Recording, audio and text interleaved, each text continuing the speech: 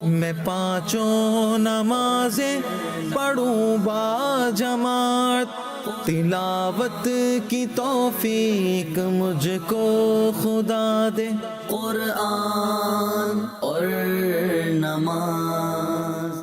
الحمدللہ رب العالمین والصلاة والسلام علی خاتم النبیین، اما بعد فاعوذ باللہ من الشیطان الرجیم، بسم اللہ الرحمن الرحیم۔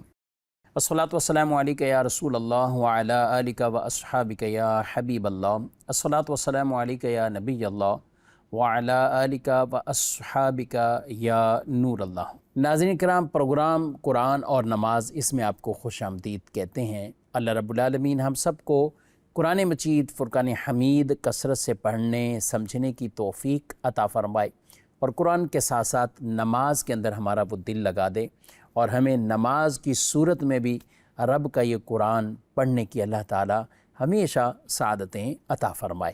حضور اکرم رحمت عالم صلی اللہ علیہ وآلہ وسلم نے ارشاد فرمایا، جمعہ کے دن مجھ پر کثرت سے درود بھیجو، کہ یہ یوم مشہود ہے، یعنی فرشتوں کے حاضر ہونے کا دن ہے، اور ارشاد فرمایا کہ تمہارا درود مجھ تک پہنچتا ہے۔ پوچھا گیا یا رسول اللہ صلی اللہ علیہ وآلہ وسلم، آپ کے دنیا سے ظاہری وصال فرما جانے کے بعد بھی ایسا؟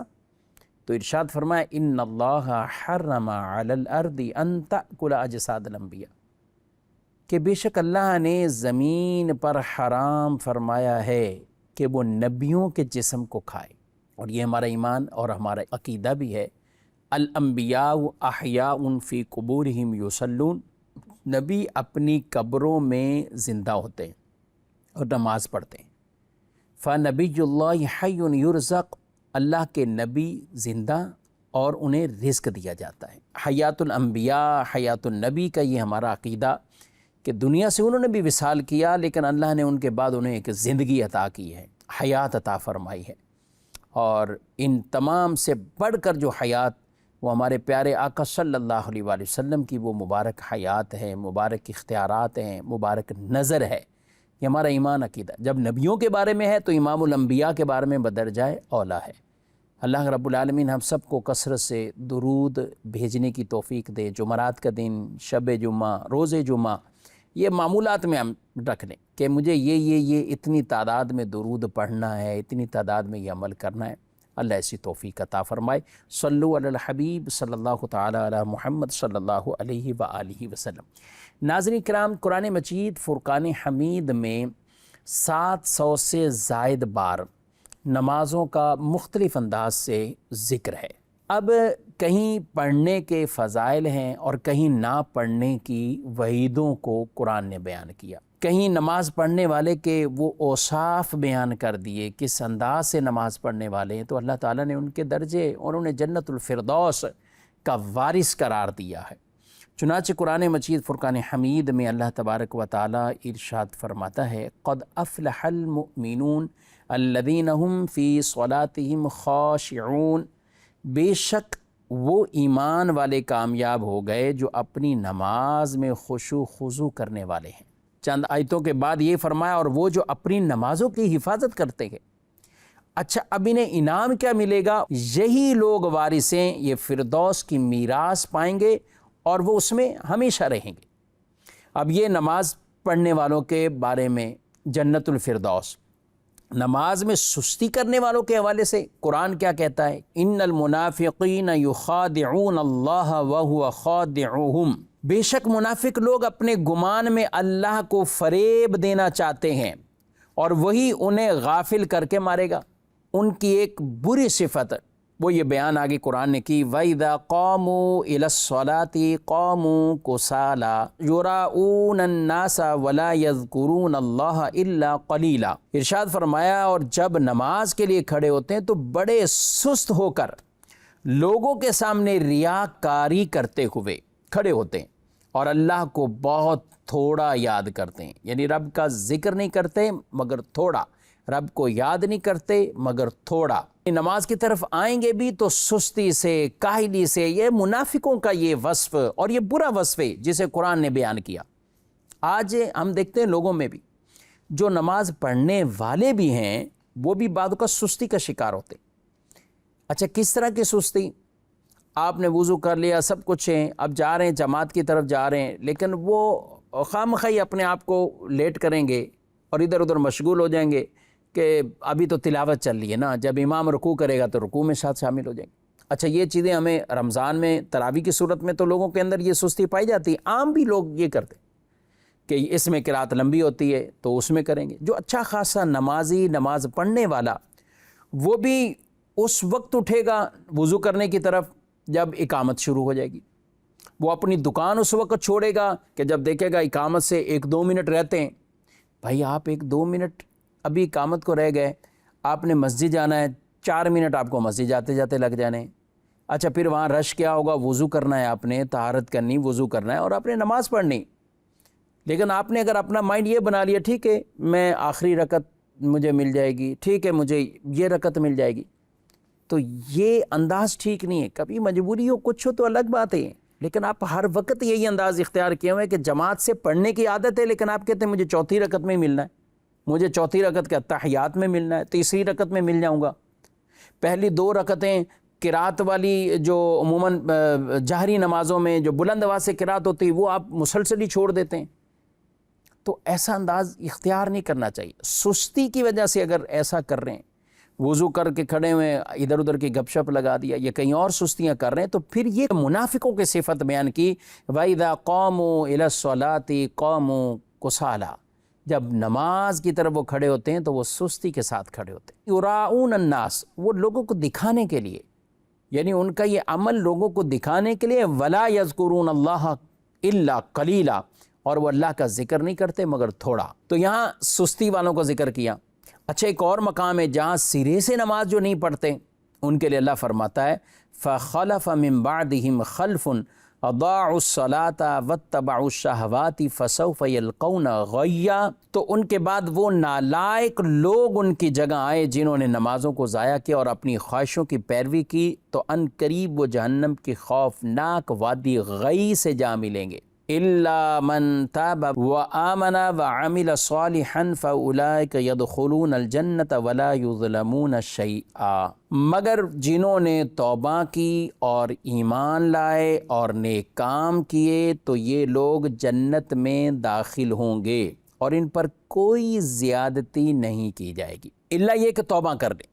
نمازوں کو ضائع کرنے والے غی مقام، حالانکہ یہ وہ مقام ہے کہ روایت میں ہے کہ جس سے دوسرا طبقہ جہنم کا جو حصہ ہے وہ بھی اس سے پناہ مانگتا ہے، یعنی اس کے سخت شدت والا عذاب ہے اس میں۔ اور یہ یاد رکھیں نماز ہے، کامل ہے، پوری ہے، سبحان اللہ، قیامت کے دن اللہ تبارک و تعالی انہیں کیا انعام دے گا۔ رسول مکرم صلی اللہ علیہ وسلم کی حدیث ہے جس نے نماز پر مداومت کی یعنی ہمیشگی اختیار کی، تو قیامت کے دن وہ نماز اس کے لیے نور، وہ نماز اس کے لیے برہان، وہ نماز اس کے لیے نجات ہوگی، یعنی اس کے لیے نور بھی ہے، اندھیروں سے نور ملے گا، اس نور میں گویا کہ وہ تیرتا ہوا اور اس نور کی روشنی میں آگے کی ترقی کی طرف اور کامیابی کی طرف بڑھتا جائے گا۔ نجات، کامیابی مل گئی اس کو، برہان اس کے پاس ایک یہ دلیل ہے۔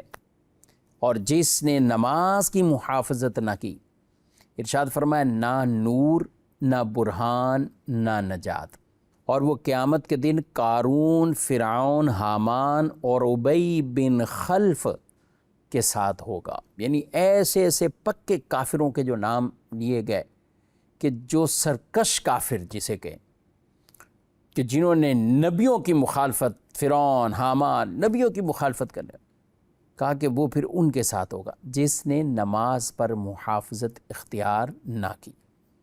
علامان علافید، تو نمازوں کی محافظت اور پھر وقت باندھا چکے یہ فرض ہے۔ قرآن میں اللہ نے کیا ارشاد فرمایا، ان الصلاۃ کانت علی المؤمنین کتابا موقوتا، بے شک نماز مسلمانوں پر مقررہ وقت میں فرض ہے۔ مقررہ وقت گزر گیا تو ظاہر قضا ہوگی، اس نماز کو بھی پڑھنا ہے اور اسے پڑھیں اور اللہ کی بارگاہ میں توبہ بھی کریں گے جان بوجھ کر قصدن ایسا عمل کیا گیا۔ تو جو وقت باندھا اللہ نے وقت رکھا ہے نا، تو وہ کام وقت میں ہو۔ کئی چیزیں ہیں نا، دیکھیں شریعت مطالعہ اگر ہم دیکھیں وقت کے اعتبار سے تو ہماری کئی عبادات اب وہ ٹائم پیریڈ کے ساتھ ہی رکھی گئی ہیں۔ زکوٰۃ آپ سال میں کو 2-4 بار تو نہیں دیتے، ٹھیک ہے کوئی ایڈوانس میں زکوٰۃ دیتا رہتا ہے تو اچھی بات ہے، دیتا رہے اور اپنے انداز سے ان کو مینیج کرتا ہے، سال کے آخر میں پھر حساب کتاب کرتا ہے اپنا جب زکوٰۃ کا سال پورا ہوتا ہے۔ لیکن رکھی کتنی ہے زکوٰۃ؟ سال میں ایک بار، روزے ایک بار، حج زندگی میں ایک بار، وہ بھی صاحب استطاعت پر۔ اچھا نماز ہے تو روزانہ 5 ہے، لیکن وہ بھی اس کے وقت کے ساتھ ساتھ ہے۔ روزہ ہم رکھتے ہیں تو روزہ بھی وقت کے ساتھ ہے، اس ٹائم سحری ہے، اس ٹائم افطار ہو رہا ہے، ایک وقت ہے نا۔ جس نے کوتاہی کی اور وقت کا خیال نہ کیا اور سحری کرتا رہے، وقت ہی چلا گیا اور ختم ہو گیا تو ظاہر ہے اس کا کیسے روزہ ہوگا؟ وہ تو اپنے روزوں کو فساد کر رہا ہے، خراب کر رہا ہے۔ تو وقت کے ساتھ ہے نا۔ غروب آفتاب ہے تو غروب آفتاب سے پہلے تو نہیں روزہ کھولا جا سکتا، ٹائم پیریڈ ہے، اس کا خیال رکھنا ہوگا۔ اچھا حج ہے تو حج کیا سارا سال میں جب بھی چاہیں جائیں، عرفات مزدلفہ میں نہ ہو کے آ جائیں تو حج ہو جائے گا؟ نہیں ہوگا، ذوالحجہ کی تاریخیں ہوگی۔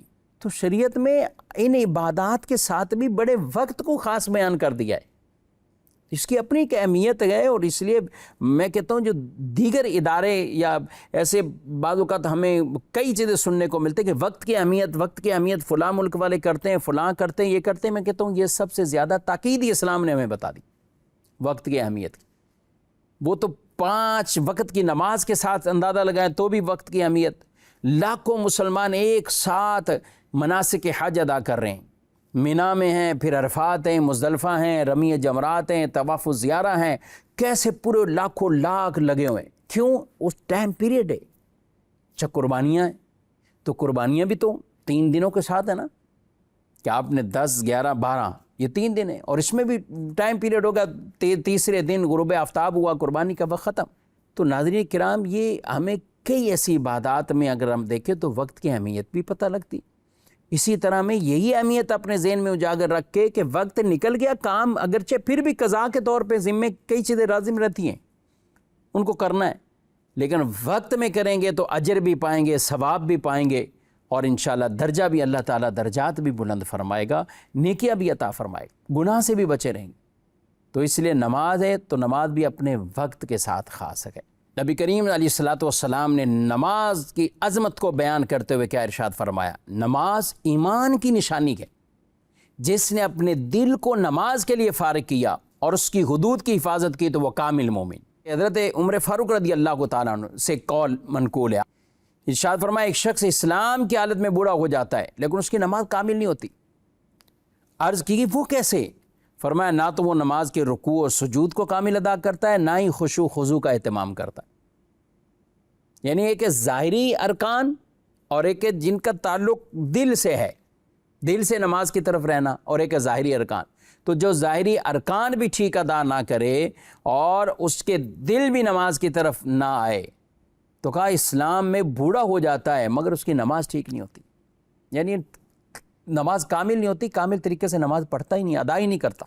حالانکہ فوائد دیکھیں تو نماز کے سبحان اللہ، الصلاۃ الی الصلاۃ کفارۃ لما بینہما، ارشاد فرمایا ایک نماز دوسری نماز تک کے درمیانی گناہوں کے لیے کفارہ بن جاتی ہے۔ کب تک؟ جب تک آدمی کبیرہ گناہوں سے بچا رہے، یعنی یہ چھوٹے چھوٹے سارے گناہ معاف ہو جائیں گے۔ اللہ اکبر۔ نبی پاک علیہ السلام نے اسے شفا بھی قرار دیا نماز کو۔ بیماری کا عذر کر کے نماز سے دور نہ جاؤ، نماز میں شفا ہے۔ نبی پاک علیہ السلام کے پاس ایک شخص بیٹھا ہو تو آپ علیہ السلام نے فرمایا تجھے پیٹ میں کوئی درد ہے، تکلیف ہے؟ تو اس نے کہا جی ہاں۔ ارشاد فرمایا قم فصلی، کھڑے ہو جاؤ نماز پڑھو۔ کہا نماز میں شفا ہے۔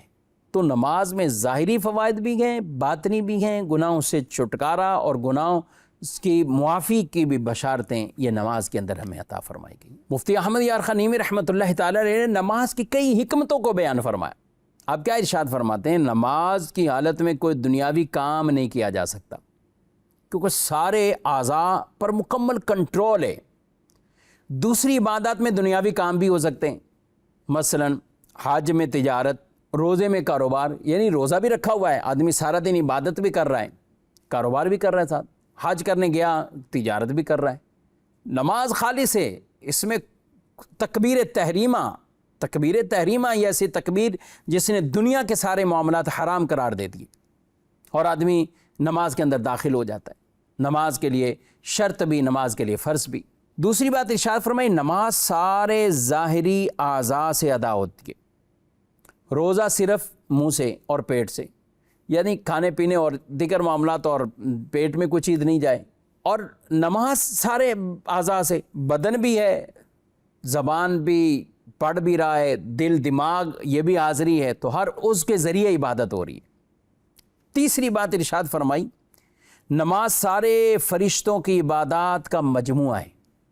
کوئی فرشتہ رکوع میں، کوئی قیام میں، کوئی سجدے میں، تو فرشتے کوئی قیام، رکوع، سجدے میں، ان تمام کا مجموعہ اللہ تعالیٰ سبحان اللہ یہ ایسے شخص کو نصیب کرتا ہے کہ جو نماز پڑھتا ہے۔ چوتھے نمبر پر ارشاد فرمایا نماز ساری مخلوق کی عبادت کا بھی مجموعہ ہے۔ وہ کیسے؟ فرمایا درخت قیام میں ہیں، چوپائے جانور رکوع میں ہیں، کیڑے مکوڑے سجدے میں ہیں، مینڈک اور ایسے جانور قاعدے میں ہیں۔ کہا کہ نماز سارے فرشتوں اور ساری مخلوق کی عبادات کی جامع ہے۔ یہ ایک تشبیہ دی ہے، جانوروں کو رکوع سے دی ہے، کیڑے مکوڑوں کو سجدے کا زمین کے ساتھ لگے ہوئے ہیں، تو نمازی ان تمام ارکان کو نماز میں ادا کرتا ہے۔ اچھا آگے کیا بات فرمایا؟ پانچویں بات، نماز سب پر فرض ہے۔ ارشاد فرمایا کہ زکوٰۃ اور حج غریب پر نہیں ہے، روزہ مسافر پر نہیں، یعنی اسے رخصت ہے کہ وہ اگر مسافر شرعی ہے تو اس روزے کی بعد میں قضا کر لیں، لیکن نماز وہ اس میں نہیں ہے، غریب، امیر، مسافر، کیا احکامات ٹھیک ہے، قصر کے احکامات کئی ایسے، یہ نماز سب کے لیے، اس کے لیے پیسہ بھی شرط نہیں، امیری بھی شرط نہیں، اس کے لیے غریب ہونا، امیر ہونا، یہ سب برابر ہے، اور یہ نماز ہے۔ اور قیامت کے دن سب سے پہلے انسان کی نماز کا سوال کیا جائے گا۔ ایک حدیث میں فرمایا نماز، اور ایک میں فرمایا خون یعنی قتل کے بارے میں پوچھا جائے گا۔ علماء نے تطبیق بیان کی ہے کہ حقوق العباد کا معاملہ ہوگا تو سب سے پہلے خون کے حوالے سے، اور عبادات کو دیکھا جائے گا، نماز، روزہ، حج، زکوٰۃ، تو سب سے پہلے نماز کو پوچھا جائے گا۔ تو جس کی نماز ٹھیک، سارے اس کے معاملات اگلے بھی بہتر ہو جائیں گے۔ آگے ارشاد فرمایا کہ نماز روزانہ ادا کی جاتی ہے، زکوٰۃ سال میں ایک بار، حج عمر میں پوری زندگی میں ایک بار، اور نماز کیا ہے؟ روزانہ ہے، نماز روزانہ ہے۔ ساتویں بات ارشاد فرماتے مفتی احمد یار خنیمی رحمۃ اللہ تعالی علیہ، نماز آدمی کی زندگی سنبھال دیتی ہے۔ کیسے؟ کہ نمازی اپنا بدن، کپڑا ہر وقت وہ کیا کرتا ہے؟ پاک رکھتا ہے، دن رات ہر وقت اسے نماز کی فکر رہتی ہے، وہ نماز پڑھتا ہے، اور نمازی ہر وقت عبادت میں رہتا ہے، یعنی فکر عبادت بھی عبادت ہے۔ دیکھیں جو نمازی جس کو پتہ میں نماز پڑھوں گا، وہ اپنے لباس کو صاف ستھرا رکھے گا۔ صاف ستھرے سے مراد یعنی پاک صاف بھی رکھے گا، ناپاکی سے بچائے گا، آلودگی سے بچائے گا، غلط خیالات سے بچے گا، غلط اور برا دیکھنے سے بچے گا۔ وہ نہیں ایسی چیزوں میں پڑتا کہ وہ اس کے ذہن میں کوئی ایسے خیالات پیدا ہوں، وساوس پیدا ہوں، اس کے کپڑوں میں ناپاکی آئے۔ وہ تو بارش میں بھی باہر نکلتا ہے تو اپنے آپ کو بڑا سمیٹ کے نکلتا ہے کہ میں نے اپنے کپڑوں کو صاف ستھرا رکھنا۔ تو یہ نماز کا فائدہ ہے۔ اچھا جب اس نے اپنے آپ کو یہ صاف ستھرا کر لیا، پھر کئی گناہوں سے بچ جاتا ہے۔ اور جس کو نہیں پڑھنی نماز معاذ اللہ، عادت ہی نہیں ہے، بے غسل ہونے کی حالت میں بھی اسی طرح کوئی ڈیوٹی پہ جا رہا ہوگا، کوئی آفس میں آ رہا ہوگا، کوئی کاروبار کی جگہ آ رہا ہوگا، حالانکہ کتنی سخت بات رسول اللہ صلی اللہ علیہ وسلم نے یہاں تک ارشاد فرمایا ہے کہ جہاں پہ جنابت والا شخص ہوتا ہے، جنبی ہے، جس گھر میں ہوتا ہے اس گھر میں رحمت کے فرشتے نہیں آتے۔ اب ایسا شخص کاروبار کے لیے بیٹھا ہوا ہے جنابت کی حالت میں، ناپاکی کی حالت میں، نماز کا عادی ہوتا تو غسل کر کے ہی نکلتا گھر سے، یہ اس حالت میں نہ آتا کبھی، لیکن چونکہ عادی نہیں ہے، نماز پڑھنے والا نہیں ہے، تو وہ اس حالت میں ہی باہر نکل آتا ہے، اور بس ایسے ٹھیک ہے باہر نکل آیا اور کام کاج کر کے پھر واپسی چلا جائے گا۔ تو جہاں آپ رزق تلاش کرنے آئے، کیا رحمتیں پائیں گے آپ۔ اس لیے ناظرین کرام ان چیزوں کا ہمیں بالکل پورا خیال رکھنا بہت اہم ہے، بہت ضروری ہے، اور یہی کہ نماز سے دل کی بھی طہارت ہوتی ہے، ظاہری طور پر بھی طہارت ہوتی ہے، اور پھر آدمی گناہوں سے بھی بچتا رہتا ہے۔ جی بڑھتے ہیں ناظرین آپ کے کچھ سوالات کی طرف۔ میں پانچوں نمازیں پڑھوں با جماعت۔ مفتی صاحب سے میرا یہ سوال ہے، اگر کسی کا نماز میں دل نہ لگتا ہو تو کیا کرے؟ جواب عنایت فرمائیں۔ مسلسل دل کیوں نہیں لگتا نماز میں؟ سب سے پہلے تو اپنے اوپر یہ غور کریں، اگر نمازی ہے، نماز پڑھنے والا ہے، تو اس کا دل نماز کے اندر کیوں نہیں لگے گا؟ آپ کو کئی چیزیں ایسی ہیں کہ جو قصدن پیدا کرنی ہے۔ مثال کے طور پہ کاروبار پہ جانے کو دل نہیں کر رہا، گاہک نہیں ہے، مارکیٹ میں کوئی لوگوں کا رش نہیں ہے، سناٹا ہے، تو کیا آپ یہ کہتے ہیں کہ آج سویا رہا ہوں، آج دل ہی نہیں کر رہا؟ ایسا نہیں ہوگا۔ آپ ہر روز اپنی شاپ کھولتے ہیں، اگر آپ نہیں کھولیں گے آپ کے ارد گرد کے لوگ ٹیلی فون کر کے پوچھیں گے خیریت، دکان پہ نہیں آئے؟ آپ خود جائیں گے، ملازم کو بھیجیں گے، دکان آفس اپنا کھول کے رکھیں گے، نہ دل لگ رہا ہو پھر بھی بیٹھے ہوئے ہیں۔ اچھا جاب کرتے ہیں آپ، دل نہیں لگ رہا، تو کیا آپ جاب چھوڑ کے بیٹھ جاتے ہیں؟ جاتے ہیں۔ جب تک کوئی اور ذریعہ نہیں ہوتا تو آپ جاتے ہیں، کوشش کرتے ہیں، لیکن نماز کے علاوہ تو کوئی اور آپشن ہے ہی نہیں نا، کیونکہ نماز چھوڑ کر اس میں دل لگ رہا تو یہ کر لیں تو یہ نماز کا بدل ہو جائے گا، تو ایسا تو نہیں۔ تو یہ چیزیں قصدن پیدا کرنی ہے۔ یہ چیزیں کیا ہیں کہ دن کو دل و دماغ میں لا کر قصدن پیدا کرنی کہ میں نماز میں ہوں۔ پھر وہ آیتیں جو ابھی آپ نے بیان میں سنی، قد افلح المؤمنون الذین هم فی صلاتہم خاشعون، وہ ایمان والے کامیاب ہوئے جو اپنی نمازوں میں گڑ گڑانے والے۔ یہ سوچیں، یہ تصور اپنا بنائیں کہ آپ اللہ کی بارگاہ میں حاضر ہیں۔ روایت میں فرمایا جب بندہ نماز میں آتا ہے ادھر ادھر توجہ کرتا ہے تو ایک منادی ندا دیتا ہے کہ اللہ کی رحمت تیری طرف ہے اور تو کسی اور طرف، یہاں تک کہ 3 بار اسے ندا دی جاتی ہے۔ اگر نہیں آتا نماز کی طرف، یعنی اپنے ذہن کو یہاں نہیں لاتا، تو پھر اللہ کی رحمت بھی رخ موڑ لیتی۔ تو اللہ کی رحمت کو حاصل کرنے کے ایک ذریعہ، یہ بہترین ذریعہ، اپنی توجہ ٹوٹل نماز کی طرف رکھیں۔ ٹھیک ہے ادھر ادھر آدمی کا ذہن نکل جاتا ہے بات کو، لیکن آپ پھر آئیں، میں اللہ کی بارگاہ میں حاضر ہوں، میں اللہ کے حضور حاضر ہوں۔ اس لیے فرمایا ان تعبد اللہ کأنک تراہ، تم اللہ کی عبادت ایسے کرو جیسے اللہ کو دیکھ رہے ہو، فإن لم تکن تراہ فإنہ یراک۔ جب تمہاری یہ کیفیت نہیں کہ تم اللہ کو نہیں دیکھ رہے، تو یہ تو کرو کہ اللہ تمہیں دیکھ رہا۔ اور ظاہر ہے اس طرح جاگتے ہوئے تو کوئی بھی اللہ کو نہیں دیکھ رہا، نہ دیکھ سکتا ہے۔